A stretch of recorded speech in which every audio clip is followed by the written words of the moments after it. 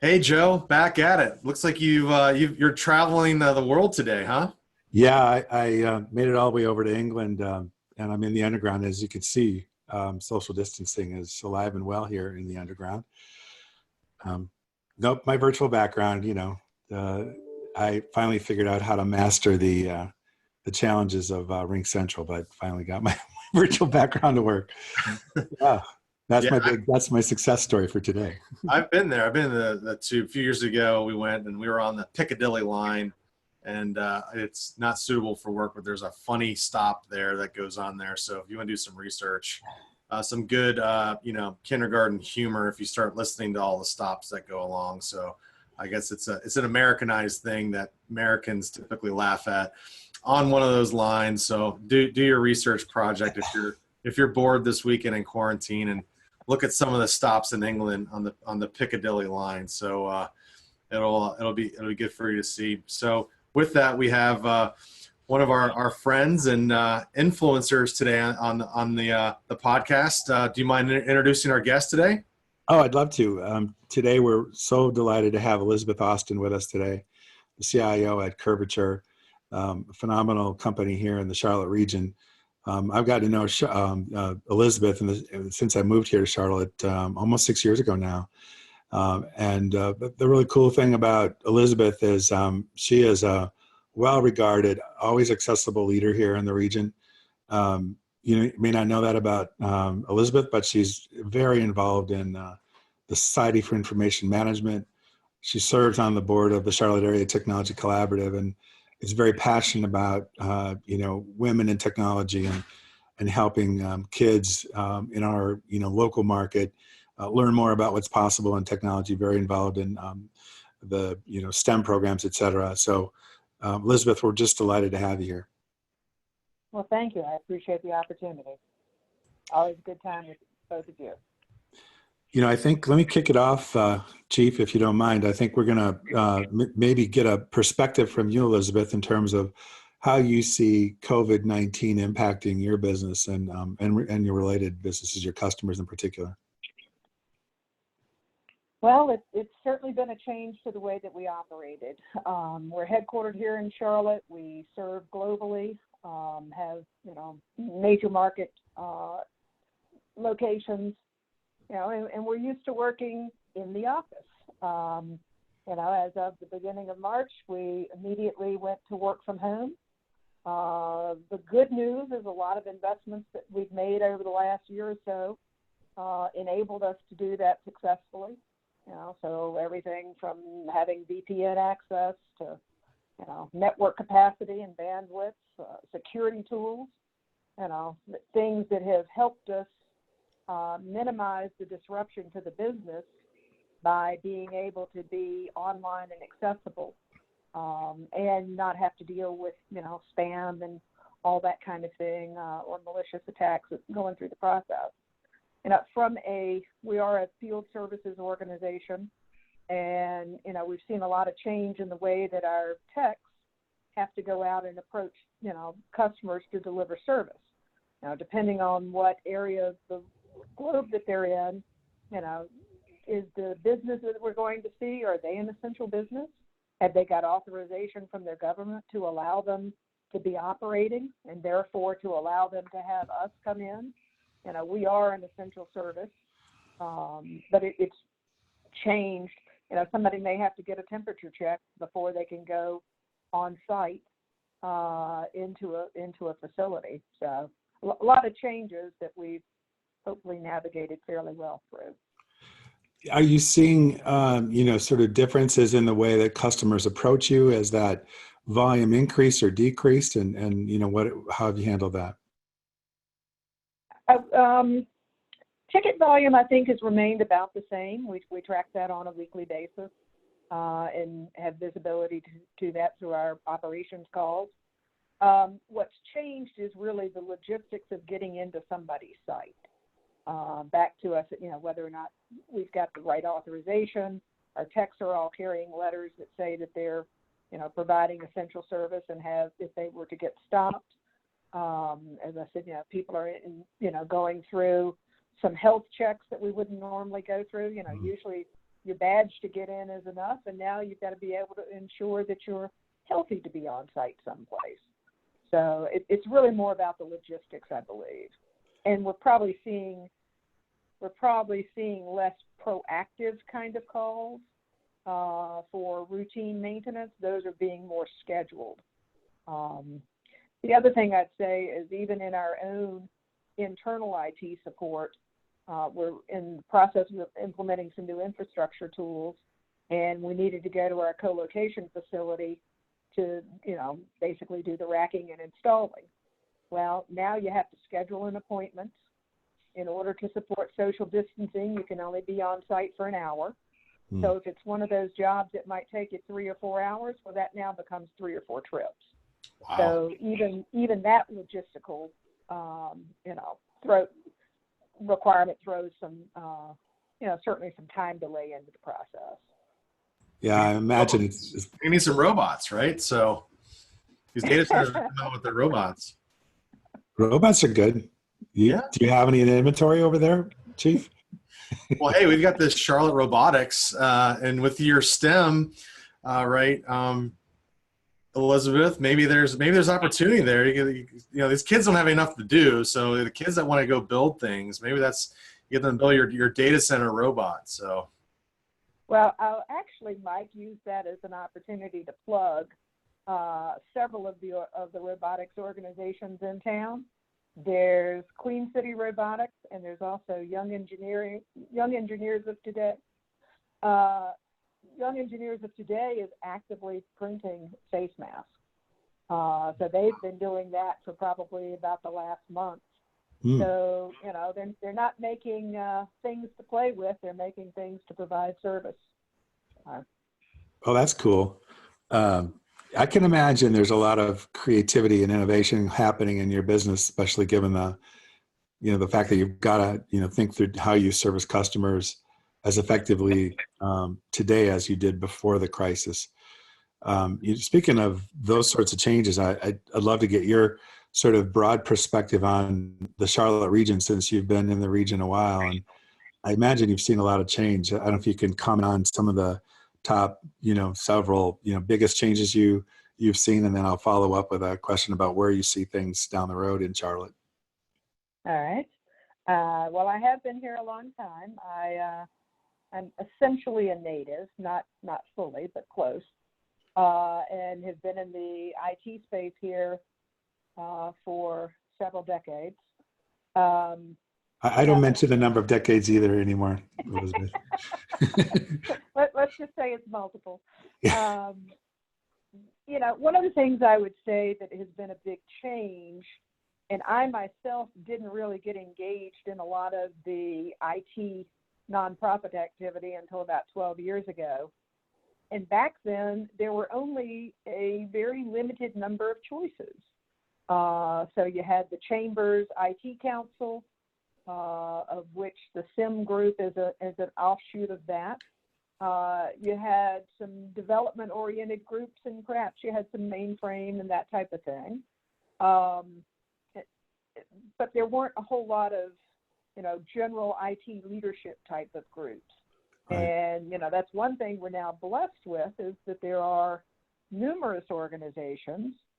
It also makes it a little bit challenging sometimes to be sure that you're operating with the ones that perhaps best serve your organization and, your own personal objectives for spending time with a group. Yeah, more choices. Definitely. And when I first found my way here in Charlotte, I found Ballantyne IT, which the chief founded, I don't know how many years ago, Mike, but it's been a while. I think those groups are vital to the future success of our community. I think people coming into our community look for organizations that can help them assimilate into the environment. And I think SIM, Ballantyne IT, Lake Norman IT in particular, have done a phenomenal job of, providing that as a resource for people coming in. It's a very welcoming environment. I felt like, and my wife and I feel it's home. Where are you from originally, Elizabeth? My family, I was born in Chattanooga, Tennessee, and so both my parents are from Tennessee. My father worked for GE, and so we got relocated here from Arkansas. And when I was coming into the third grade, when we moved to Charlotte, and it was my third elementary and the third state, and it was the beginning of third grade. So, we liked it, and we never left. Now, I spent my 20s working in Boston, so I've had the opportunity for, large metropolitans. I was there during the 80s when it was sort of the height of their high-tech, mass high-tech era. But I don't like to shovel snow before I go to work, so I'm with you. I relocated. I spent too many decades doing that. So did you, Chief. You were from Ohio. Yeah. Were you there during the big dig, Elizabeth? No, I left just before they started that. Got it. Okay. That's too much traffic, big dig. So, I mean, Yeah.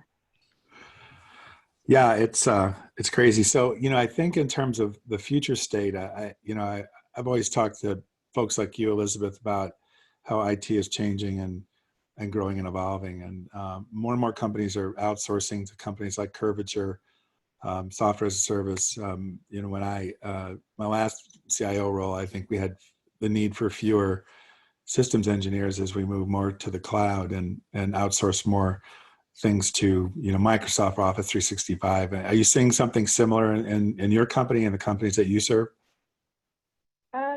Certainly.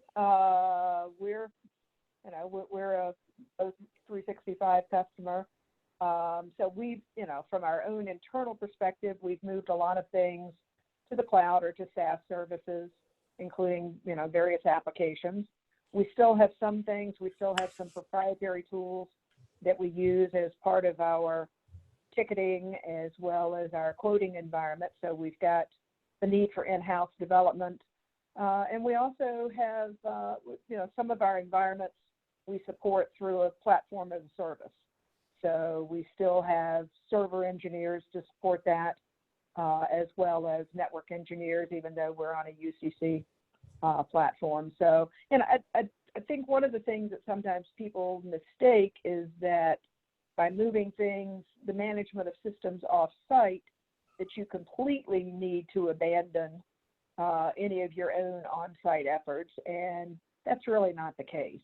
You still have to be the expert, if you will, in your own domain environment, whether it be an application like an ERP, whether it be, Office 365 and your AD management, or, your SharePoint environment, that type of thing. You still have to maintain skill set as well as understanding of those environments in order to completely successful leverage them.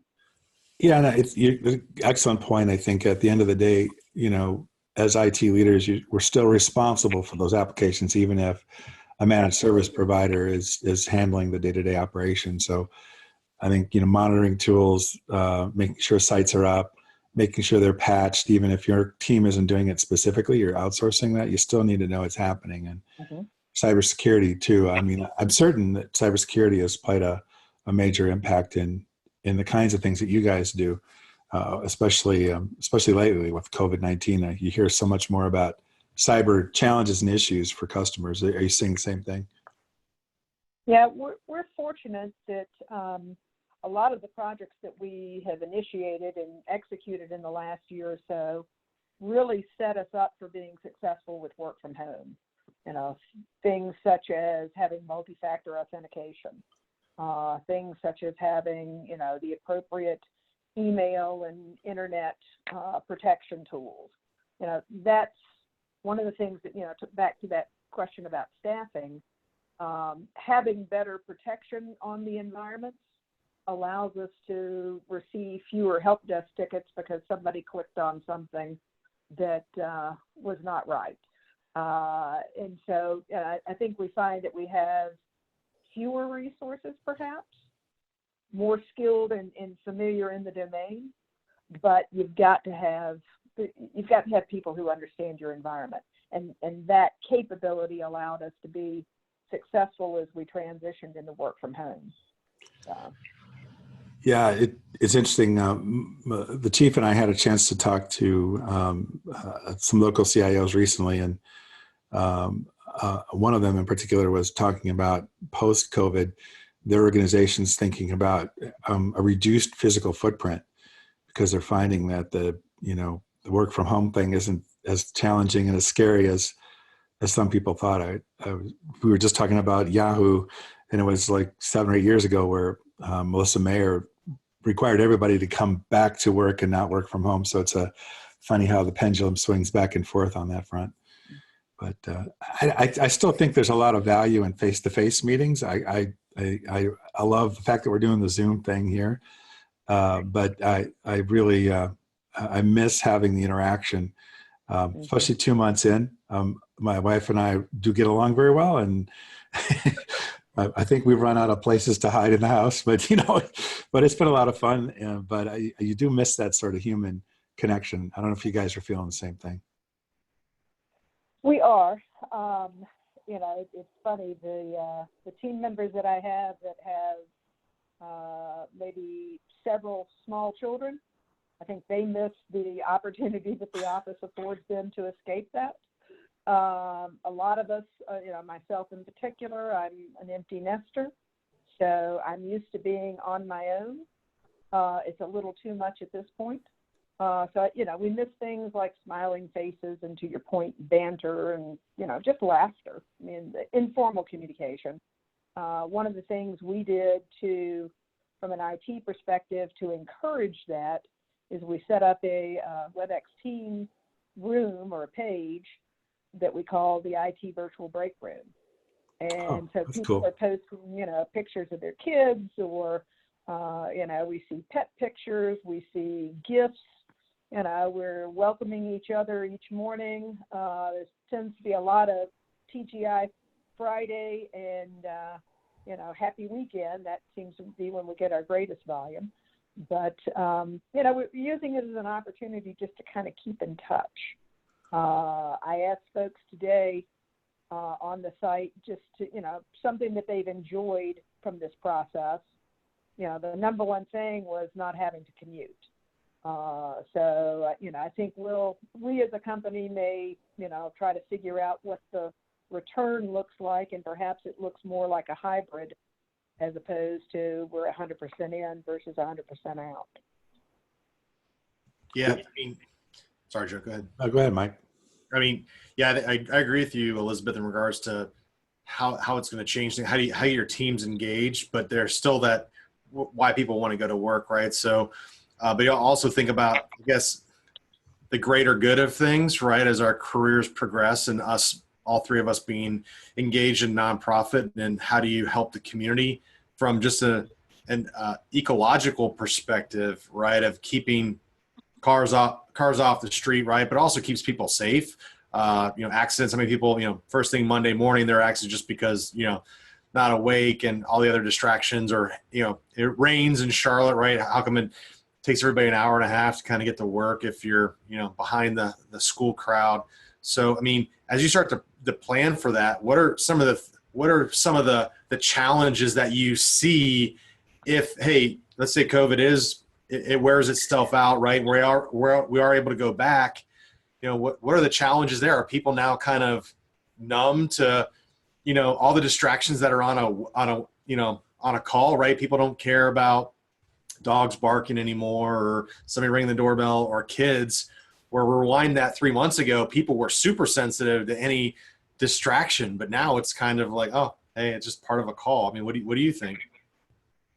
I think we are going to see a change in our perspective in terms of how we deal. I think we've become, to your point, we're more tolerant to the informal things that might be going on while we're trying to have a formal meeting, like a WebEx or whatever. I think we're also going to have to, in order to keep everybody safe, we're going to have to successfully practice social distancing for some future time. It may become more of a way in which we do things. If I think back to our office, it's lined up with cubes. Those cubes and the lack of distance between them doesn't support good social distancing. So either we're going to need to figure, the physical layout of that differently, or we're going to have to, logistically stagger workforce. If you've got a handful of people on your server team, some of them come in on a Monday and a Wednesday, and some come in on a Tuesday and a Thursday. We're going to have to figure those kind of things out, because I don't think we just go back to the way that we were. I think we're going to have to practice those things going forward. So who are you following today? Like, influencers wise, are there any folks out there that you're starting to follow or you're listening to that are kind of, maybe being trailblazers? Because that's kind of where I've been is, I mean, there's still so many unknowns. I haven't seen any kind of leaders kind of go out there. Is there anybody out there that you're kind of following that maybe have some interesting ideas on maybe how some of these things could work out? I don't know that there's anybody that I'm specifically following. I am taking advantage of a lot of the webinars, a lot of the technology vendors or the folks who are, let's call them technology conference providers. Those folks have all gone virtual. And there's lots of opportunities today to, sit down, spend an hour. I'm finding that I'm liking the fact that I don't have to commute, 30 minutes or 45 minutes to get to the location to then have that hour. No drive by your office. Hey, interruptions. Those are kind of nice too, right? You probably don't get those much, right? Hey, by the way, can I? What about this? Well, we're not necessarily encouraging of drop-bys, but even like with the Valentine, I sat in on a session that Valentine Lake Norman did on, I don't know what day, Friday morning last week. It was pretty nice just to need to be ready to show up at the time when the thing started, not get up, get ready, etc. Think about traffic, how you get to the office on time. Well, and I can actually schedule things back to back. I don't have to have the commute time to go from that physical location to my office.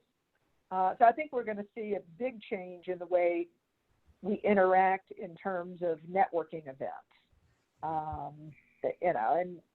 As somebody who's been involved in programs with some of the like with SIM, et cetera, not to have to logistically plan a meeting, how many are going to show up, how much breakfast do I have to have, or how much dinner do I have to have, name badges, some of those things, it's really nice not to have to fool with right now. So I think maybe we'll see more of that going forward.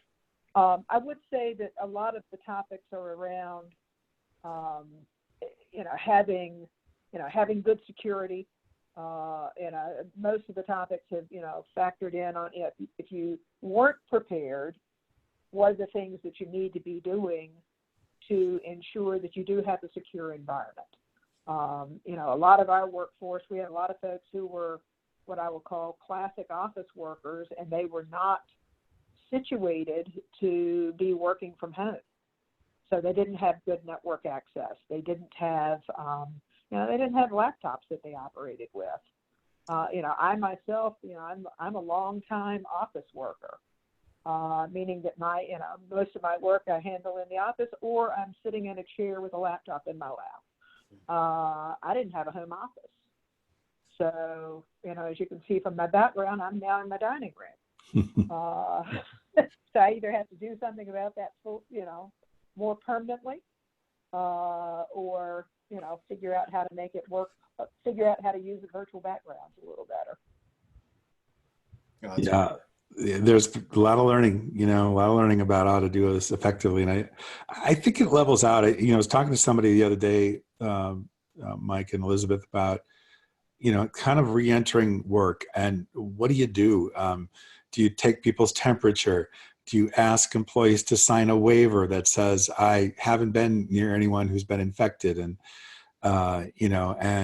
how far do you keep them apart, as you said, Elizabeth? And just things I think we're just beginning to wake up to. And I think even before you get there, you almost have to think about, what is it that didn't go quite so well at the outset of the work from home situation, where a lot of people may have been purchasing desktop computers in the past. Maybe they make a decision to move strictly to laptops, for example.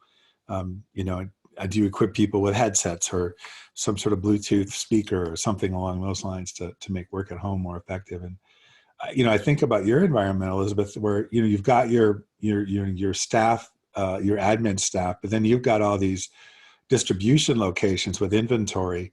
You can't not have those. So those are still going to exist, even if your corporate office decides to, moderate the amount of people that have to be in physically, I imagine, every day. Yeah, we do have distribution centers, and they have remained open. In order to ship something or receive it, you've got to physically be there. So they have remained open. To your point, we have had employee waivers signed so that we can do temperature checks, all confidential, of course. So those are measures that you have to take, and it's really for the employee safety as well as for the rest of the team members that are in the environment. But yes, I think we all are going to have to look at a lot of ways that we change how we handle things just day in and day out. Yeah, no doubt. I think you have to have an open mind to kind of what's next, and I think we'll make some mistakes along the way. But we always figure these things out, especially here in America. We're a resilient group of people, and I know we'll come out of this stronger in many ways. What else was on our list, Mike? Nonprofit. So, Elizabeth, from where you stand, right, you're engaged with a lot of the IT nonprofits in Charlotte. You talked a little bit about the virtual meetings, but what's next? What's the future? Because there's a lot of people that don't have jobs today, right? And knowing what we know, technology is keeping us all. Folks that are fortunate to have jobs are keeping us at work. So there's also people that are going to have to design technology for your robots to help you with your data center, and some of the new things that are coming out, right? So what do you think your vision is for leaders, and how do we support people to retool with new jobs? Because maybe some of those jobs unfortunately don't come back. How do we as Charlotte, as the community, help them get trained and get into technology type jobs? You bring up several good points, Mike. I think one of the things that I've always been really proud about the SIM organization is the attention to what's referred to as members in transition. So there's a monthly meeting that's now a virtual breakfast meeting that allows networking with folks that are in transition, provides access to folks who, to your point, are employed or employed in the business of helping folks find new opportunities. And I think we have to be extra compassionate these days. If folks are getting furloughed through, obviously no fault of their own, anything we can do to help them, either with it be networking or finding new opportunities, that type of thing, or sometimes just being an ear, being a sympathetic ear. If you've been through transition, which a number of us have, including myself, it's having the empathy to help somebody, and perhaps you have a connection that they don't have, and providing that for them. I think with a lot of the nonprofits, some of which are currently furloughed at this point, a lot of them are trying to figure out how do they switch perhaps what their mission was and provide, whether it be student access, with the school kids being not on campus doing their learning and they're having to learn from their homes, not all homes are equipped to support that. You know, either they don't have the right technology or they don't have access, et cetera. So, you know, some of the nonprofits have, you know, there's, you know, an organization near and dear to a lot of us is E2D. You know, that's been their mission. Well, their mission just became very, very critical, very time sensitive, and, you know, that's a great organization to support. Even like CMS, who, you know, is in the business of having kids on campus, they've recently changed their teacher STEM immersion program. They're not going to have that this year. But what they've done is instead they set up a relief fund to provide student technology access, and that's what the funds are doing. So as the SIM organization, we switched what we support with CMS to now be supporting that student technology. So I think we'll start to see a lot of groups, you know, the importance of programs that do adult technology training to help people re-enter the workforce. You know, those kind of programs will become all the more important to us. I attended the members in transition session last week, the SIM event here locally. First time I had gone to one of those just to sort of dip my toe in the water and see what people are thinking. And it was a very large crowd, a lot of people in transition, of course, more than I have seen, you know, in my entire tenure, probably in 10 years or more. So it's been interesting to sort of see that phenomenon, and people just really appreciated the fact that we're here for each other, and they were enjoying just seeing each other and interacting with one another. So yeah, I think that covers my topics. Elizabeth, anything else you would like to, you know, cover off with, or anything you'd like to announce or promote? Just the fact that, you know, at Curvature, we're an IT services company. We're helping folks keep their data centers operational and functioning. We are an essential business, so we've been out. Our field folks have been out, you know, supporting customers. And I think one of the keys as we all move forward is, you know, maintaining flexibility and, you know, being creative, to your point, in new ways of doing things. And perhaps there's more, you know, whether it's through robots that could go in and do my racking for me, or creative solutions by which to do that. You know, those are the things we need to focus on. Great. It's been great having you on, Elizabeth, and thanks for everything you do in the region. And it's been a pleasure to get to know you over the last 6 years for me. Same thing here, both Joe and Mike. Thanks, Appreciate the Elizabeth. opportunity. All right. Thanks, guys. Stay Thank safe. All right. Take care.